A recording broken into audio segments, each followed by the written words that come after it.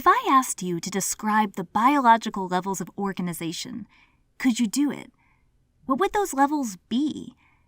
Actually, what would be the point about caring about them in the first place?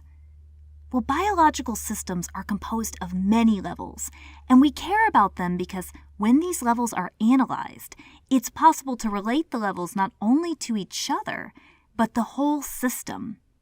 All of our videos tend to focus on one or more of these levels, which is why we have chosen to make this video come first in our biology playlist. The first level that we are going to start with is the most basic living level that makes up all of life. It is the cell. Now, can something be smaller than a cell? Sure. For the cells that contain organelles, the organelles are obviously smaller than the cell they are contained in. Biomolecules are smaller than cells.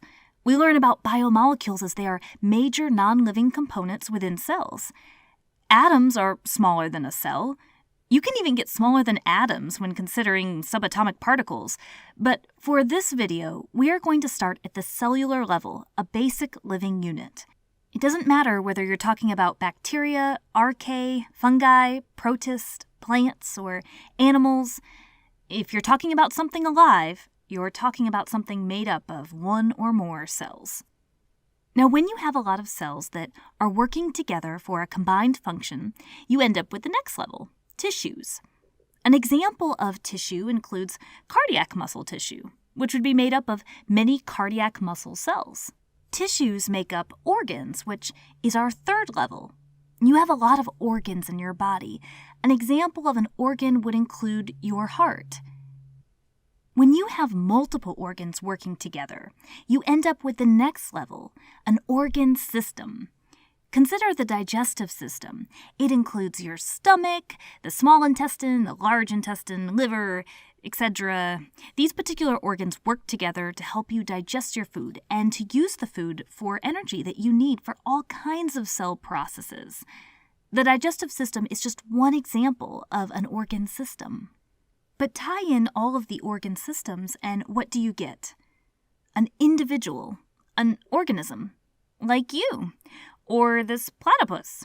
He's got organ systems too. Now, if you have a lot of platypus together, what's the plural of platypus? According to dictionary.com, you can say platypi, which sounds especially fancy. And you have a population. This population of platypi can breed with each other. And they're all the same species. It's a platypi population. Great YouTube channel name right there. But include other populations such as fish, algae, and plants along with the platypi, and now you have a community. A community includes many populations, but it does not include abiotic factors. Abiotic factors are factors that are non-living, like rocks. Abiotic factors are not considered in the community level, just biotic factors. Biotic factors, on the other hand, are living. When abiotic factors are considered, such as the rocks, the temperature of this environment, the water, and the biotic factors, such as all the organisms we mentioned before, we now have an ecosystem. Well, it turns out that many ecosystems can be found in different regions on the globe.